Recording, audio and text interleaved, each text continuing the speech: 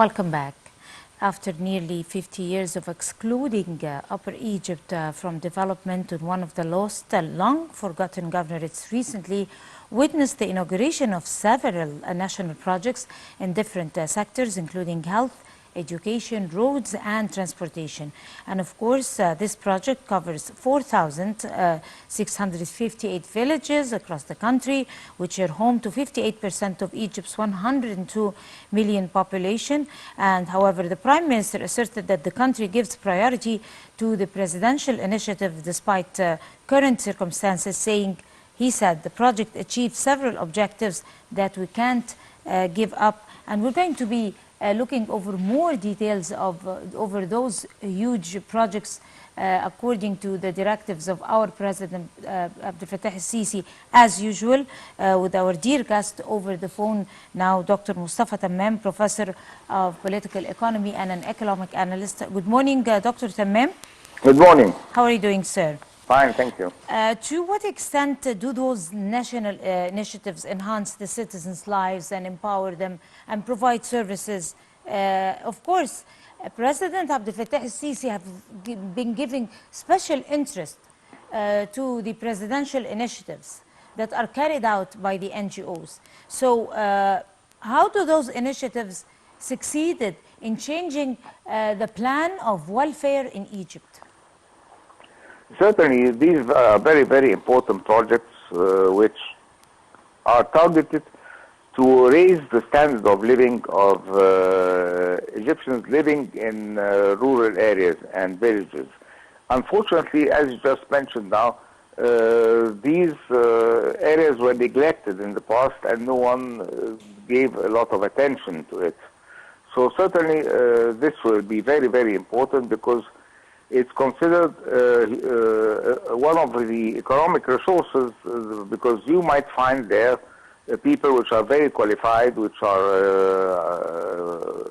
probably have, but they were not given the chance to live a decent life. So certainly now by providing education and by providing health services and upgrading the infrastructure of these villages, certainly, and giving a lot of other services, you see, to them, this certainly will be a positive factor in order that we could benefit from the qualified. Certainly, that we'll find there a lot of qualified people, but they didn't have the chance, you see, or probably they were not motivated in order to participate in the economy. But now, you see, this will be a positive factor which will elevate the economy and certainly will provide a decent life for these people. Right. Of course, as we all know, that the country is giving special priority to those presidential initiatives despite the current challenges.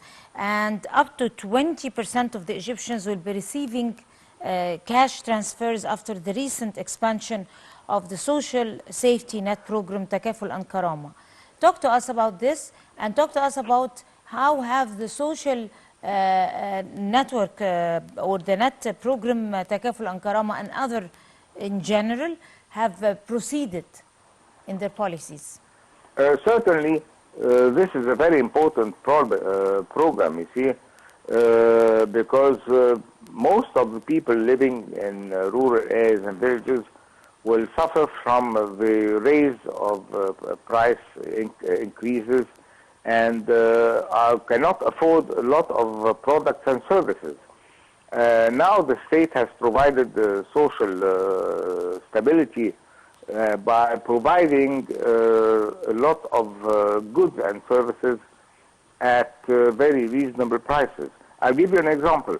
The army probably, you know, that has a lot of outlets which not only in villages, also in Cairo and a lot of other places, which probably sell the products at very reasonable prices and affordable prices, which the majority of Egyptians can afford. So this is one thing. The other factor certainly is the health factor. You see, in the past,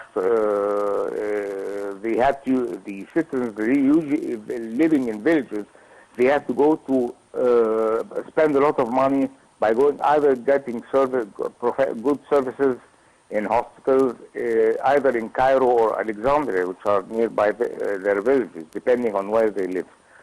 Certainly now, by providing these services there, it will be a positive factor. It will reduce the cost, and it certainly will be an aid to them in order that they get these services at a reasonable cost. Right. Those, like I earlier said, those initiatives are a priority. Those presidential initiatives, they are a priority to the government.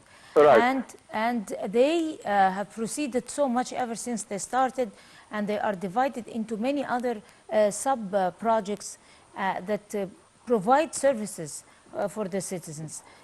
Talk to us about the importance of civil society and the importance of the developmental projects in general that is going side by side by the governmental projects.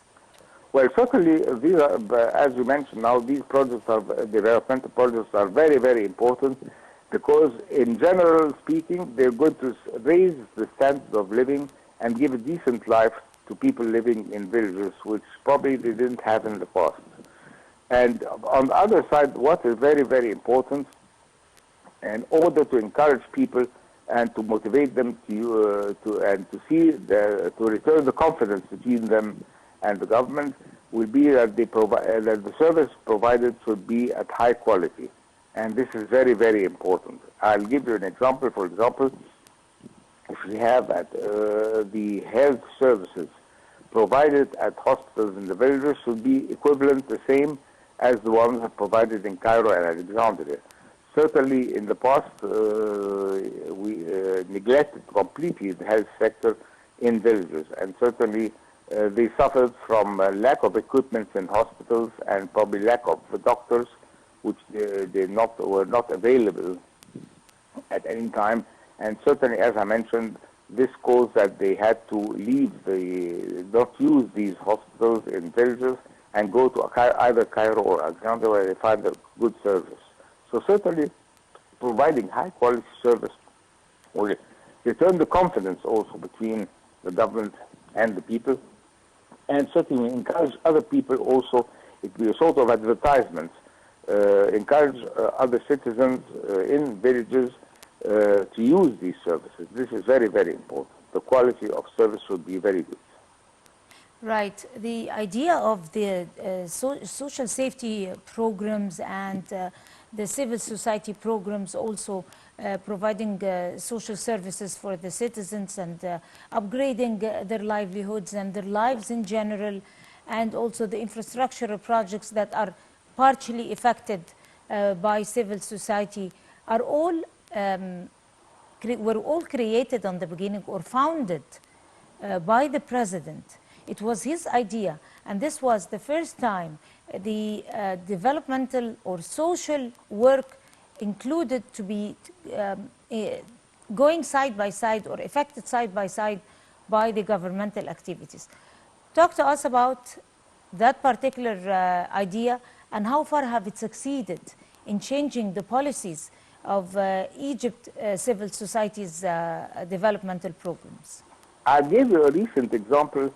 The visit of the president to Al Bahira complex, which it took place since a few days ago, these complexes provide a lot of services to the citizens which were not provided in the past.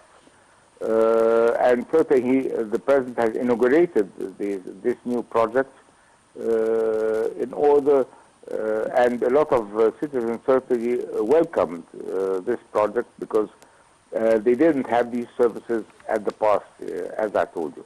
Certainly, what happened in the Bahira governorate will happen in other governorates. But the Bahira example is one of the success stories. It's a real-life situation, you see, which occurred, as you just mentioned, about the idea of the president to have these services provided all over Egypt. So certainly, the Bahira complex is considered a milestone, the cornerstone for these projects, and probably I don't know if you realize that the president has spent the whole day probably and listened to the comments of the citizens, and certainly they were very, very satisfied. But certainly, as I mentioned, we hope that the services that we provided by a high quality.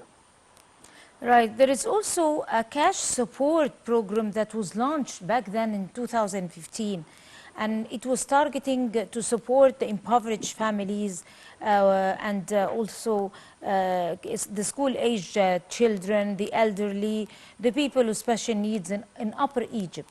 Talk to us about that brilliant idea and how have it developed ever since 2015 until now. Certainly, this is a very important point that you have mentioned also, because a lot of people, you see, at various categories, as you mentioned, aged people, for example, face certain problems, and certainly major problems be the health problems, you see, or the transportation probably problems, you see, moving from one place to another.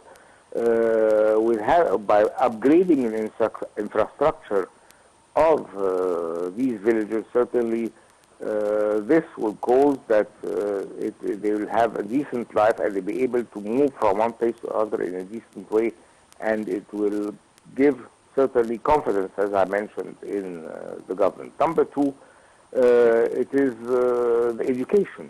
You see, a lot of children were deprived from the education, you see, because probably either the citizens did not care very much to send their children to school because the schools are not up to the standards that they should be. But now providing a professional education, like the one we have in Cairo or in big cities that you see in major cities, will encourage the families to send their children to schools, and this as will have a positive impact on the economy.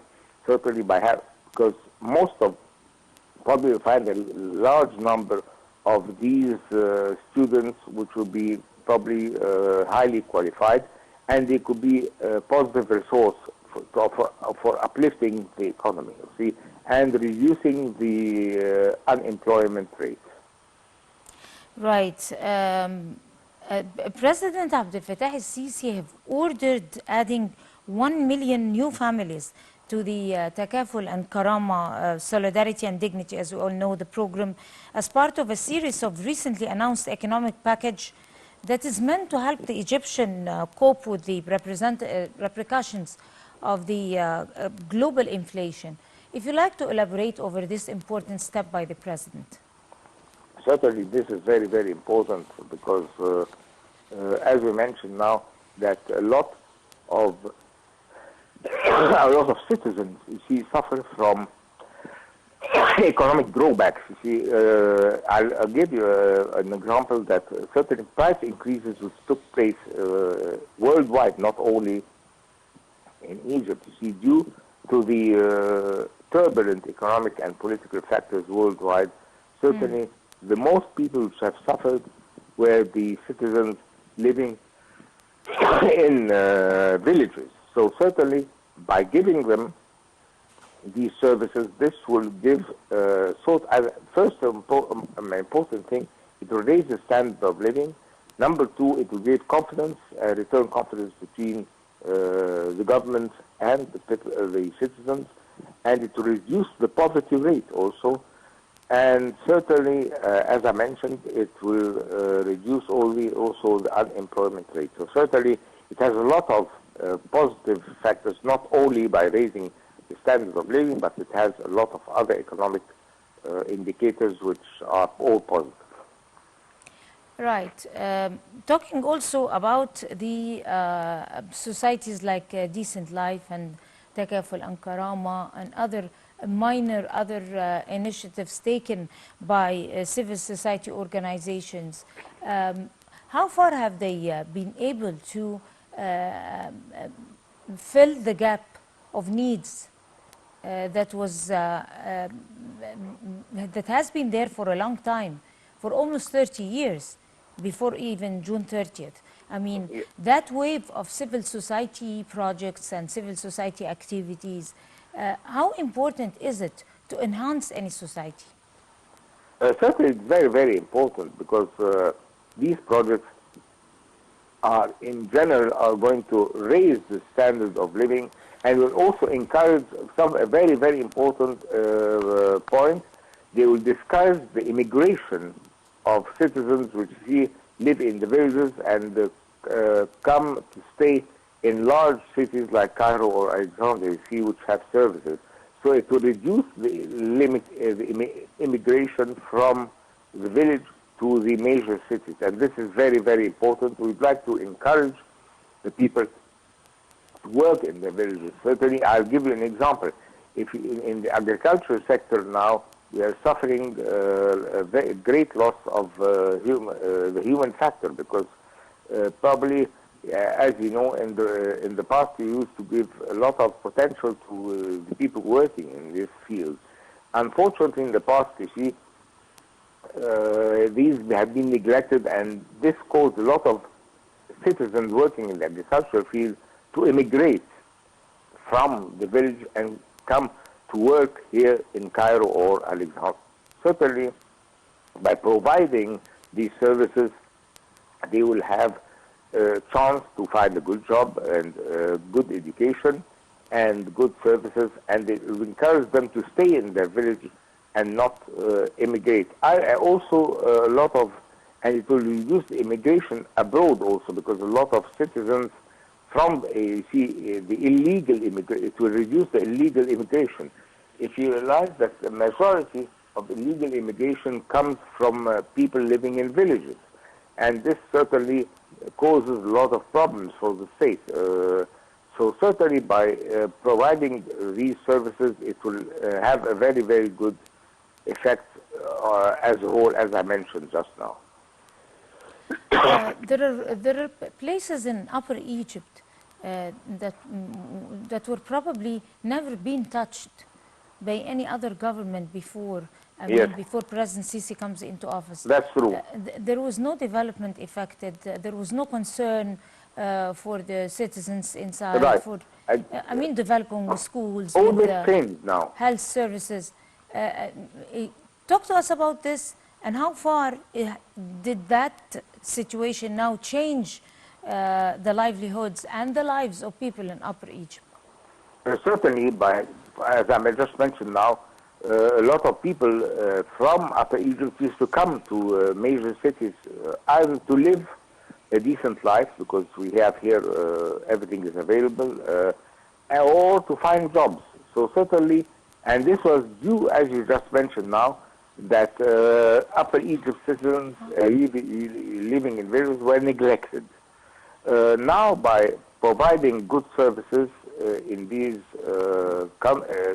villages in Upper Egypt, it will keep the people living there and create jobs, and certainly encourage, which is very, very important, encourage the families to send their children to school because by having a decent education, they find a job, and certainly will give a hope for them in order to live a decent life. Right. Dr. Mostafa Tammam, Professor of Political Economy and Economic Analyst, would like to thank you so much, and you have a good day. We're going to go to a short break and we'll come to continue the breakfast show, so stay with us.